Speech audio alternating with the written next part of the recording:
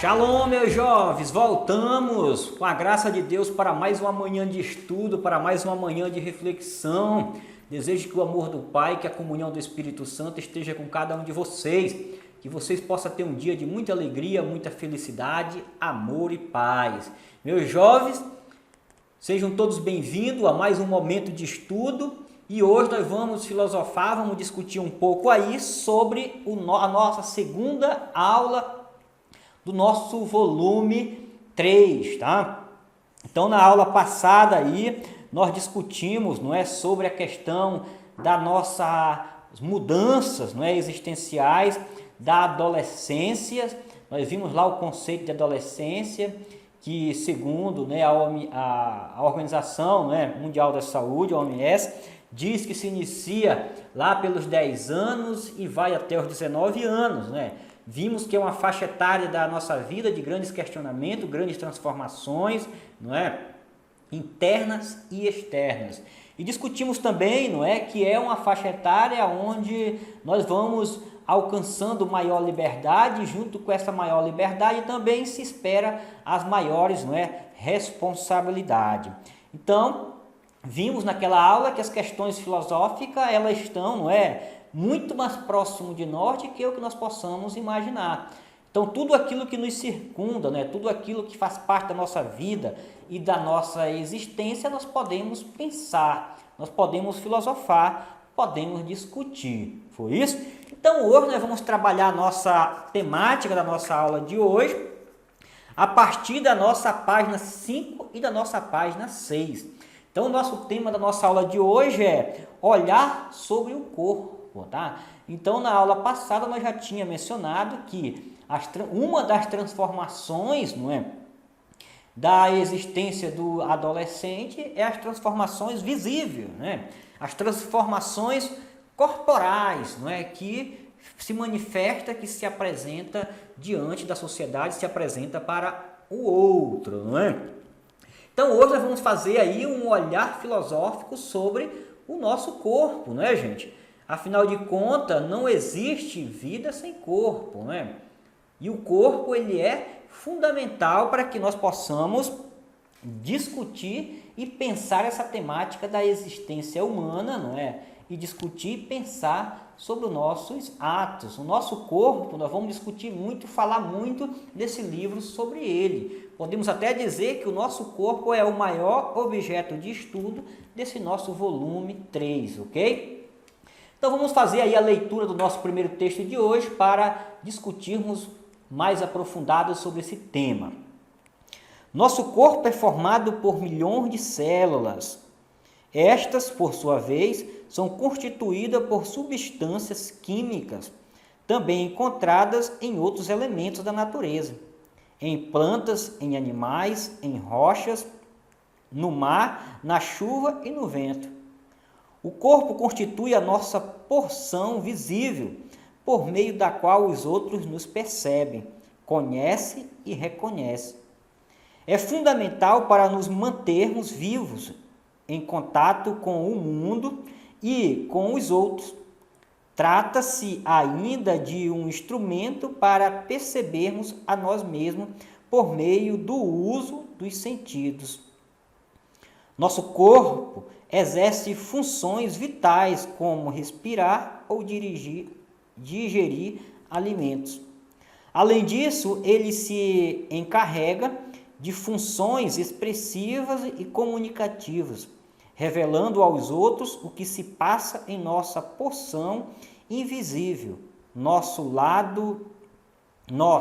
lá de onde nascem os pensamentos e os sentimentos.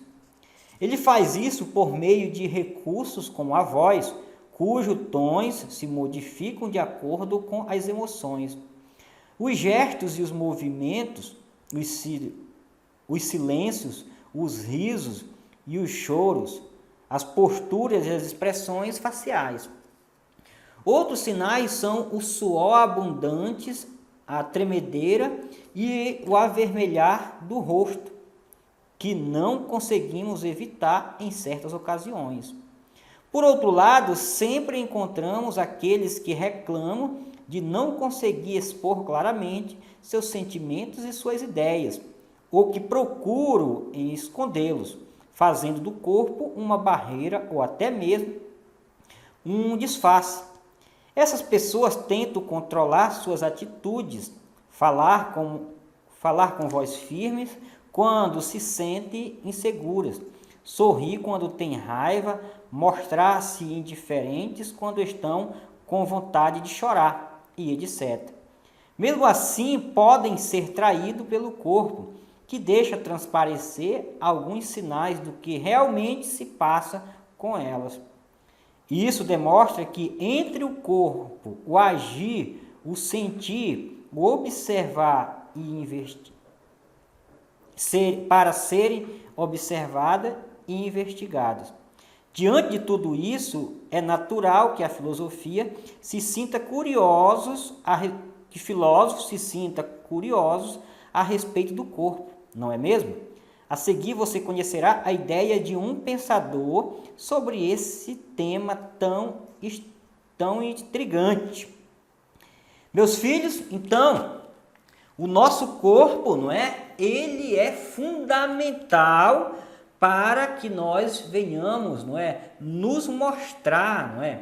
Para que nós venhamos, não é, nos identificar, tá? Então, é através do nosso corpo que nós nos apresentamos, não é?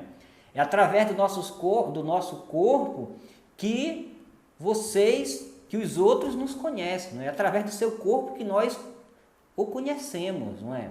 É através do meu corpo que vocês me conhecem. Então, esse corpo, ele não é somente, tá, uma massa, ele não é somente uma forma, tá?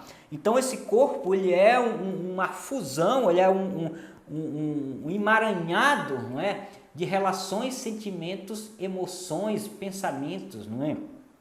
Então, muitas vezes, nós não damos contas, não percebemos que o nosso corpo ele tem, não é, uma expressão própria de se manifestar, tá? Então, o nosso corpo, com as relações das emoções e do sentimento, muitas vezes ele nos acusa, não é? Muitas vezes ele, mesmo você tendo nervosismo, mesmo você tendo medo e querendo disfarçar, mas o corpo, não é? Ele deixa transparecer. Então, dependendo de pessoa para pessoa, cada ação de como lidar com as emoções, de como lidar com o corpo, é uma ação, é uma atitude própria, não é? Existem pessoas que têm menos nervosismo, existem pessoas que têm mais coragem, outros que têm, não é, menos medo, tá? Outros que são muito nervosos. Existem aqueles que têm muito medo, muito nervosismo, mas mesmo assim conseguem, não é, disfarçar isso. Então, o nosso corpo ele se manifesta tanto quando esses sentimentos, as emoções, essas reações acontecem, não é? O corpo ele dá sinal, não é? Às vezes o sangue vai para o rosto, a gente fica envermelhado, não é? Às vezes a gente começa a suar, tá? Demais. Muitas vezes as pernas começam a tremer, tá? A mão começa a tremer, a própria voz, tá? Nas reações de felicidade, né, a nossa voz muda comparado quando nós estamos com raiva, tá? Muitas vezes a nossa face, o nosso rosto muda quando nós estamos felizes e aí passamos, não é, a estar triste. Então tudo isso, o nosso corpo vai se manifestando, o nosso corpo vai se expressando, né? Nós vamos ver em aulas futuras que o nosso corpo ele tem linguagem, né? O nosso corpo ele tem um vocabulário próprio, o nosso corpo, né? Ele é muito mais do que simplesmente essa expressão que os outros veem, né? Muito mais do que essa expressão que nós enxergamos diante do espelho, tudo bem? Então o corpo sendo um objeto, uma das partes, né, centrais para a existência humana, ele foi objeto de estudo de muitos filósofos. Entre eles, no material de vocês, nós temos aí o filósofo René Descartes. Então, na página de vocês 6, tá? É importantíssimo você vir a observar o pensamento desse autor para que você venha a realizar questões de prova, tá? Então, vamos fazer a leitura e vamos discutir o que falara René Descartes em relação ao nosso eu, ao nosso corpo. Olhar de filósofo.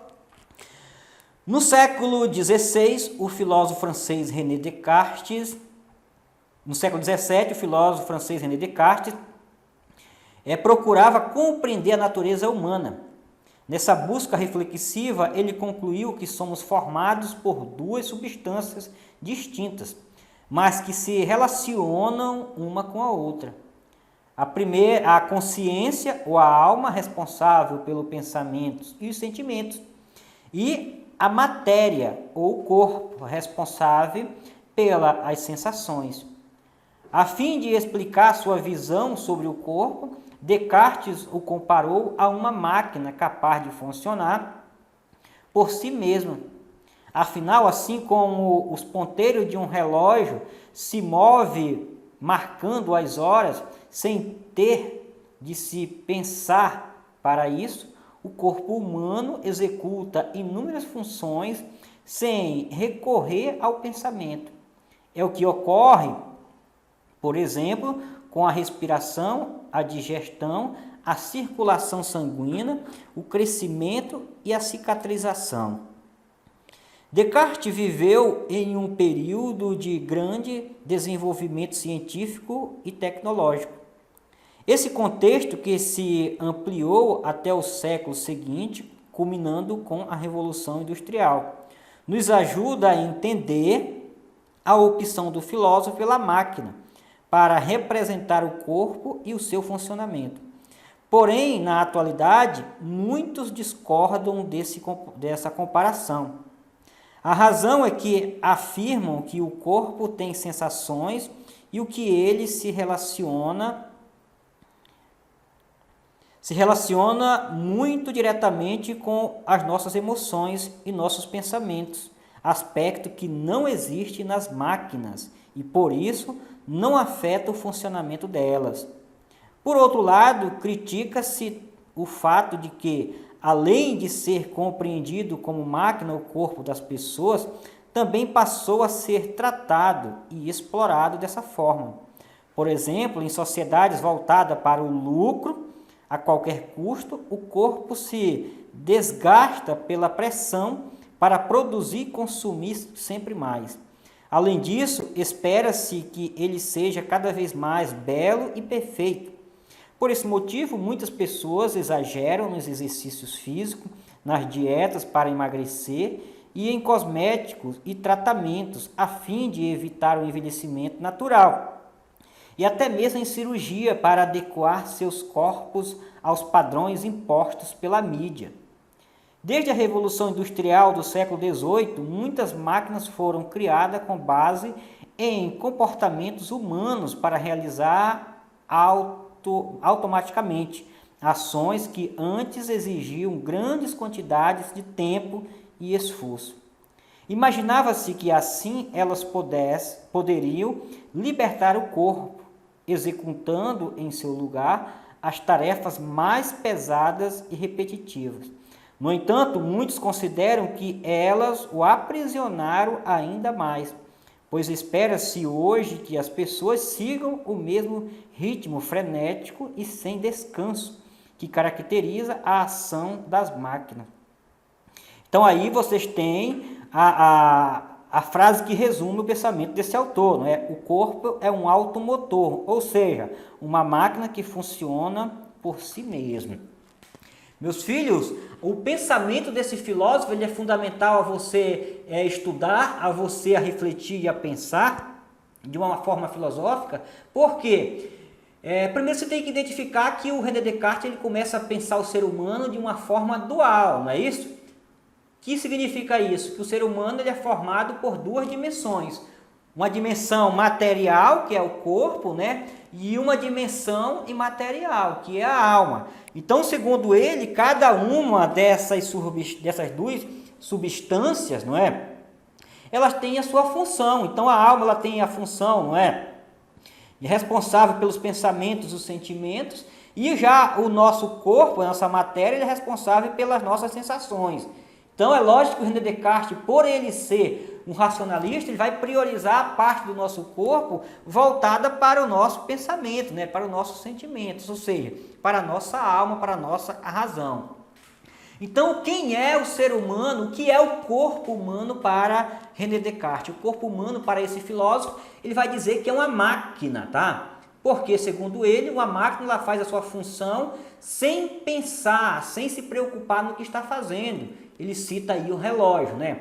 Que os ponteiros se movem, marca a hora sem pensar na hora, não é? No trabalho que está fazendo. E ele vai associar o nosso corpo em relação à digestão, não é? A cicatrização e o crescimento. Nós não nos preocupamos se vamos, não é, crescer ou não. Nós não nos preocupamos que nós vamos fazer a digestão. O corpo ele faz isso por si só, não é? Ele foi criticado por isso, né? Muito, porque muitos filósofos vão discutir com ele que o corpo humano ele não é comparado com uma máquina, porque uma máquina não tem sentimento, não tem emoções, e nós somos seres, né, sentimentais, e o nosso corpo, né, as nossas ações, quando elas são alteradas, quando elas sofrem as reações das nossas emoções, né? Por exemplo, nós podemos produzir melhor quando nós estamos felizes.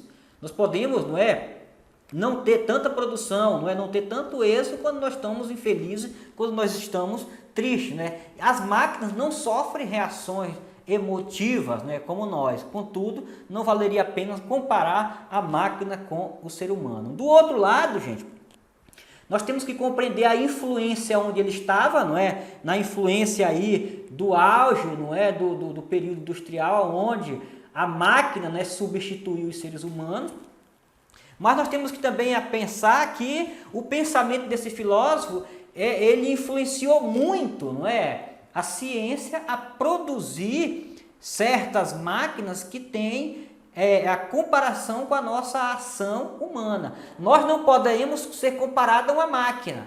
Contudo, nós podemos dizer que muitas máquinas foram feitas comparado a nossas ações, a nossas reações humanas. Por exemplo, o computador, O computador ele é a personificação, a materialização, da nossa mente, da nossa memória, Então ele foi feito pensado sobre isso.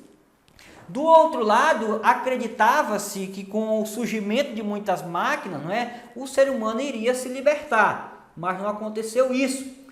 Pelo contrário, as pessoas se tornaram mais presas. Primeiro porque a máquina tirou muitos empregos dos homens, E aqueles que, por exemplo, tinha uma empresa que precisava de milhares de pessoas para exercer uma função. Depois foi feita uma máquina que ela só faz o trabalho de centenas de pessoas. Então, muitas pessoas perderam o emprego. Aquelas que ficaram para conduzir, para manusear as máquinas, ficaram com medo de perder o seu emprego. Logo, começaram também a se escravizar no trabalho para não perder o emprego. Do outro lado, também teve consequência, e aí os filósofos vão criticar sobre isso, Comparar o ser humano com a máquina, levou a muitas pessoas a querer buscar, de uma forma desenfreada, compulsiva, a busca pelo corpo perfeito, Então muitos acabam, usando uma carga excessiva de anabolizante, suplementos, fazendo atividade física cada vez mais pesadas. Outros, não aceitando o envelhecimento, então recorrem, a muitos recursos para retardar o envelhecimento.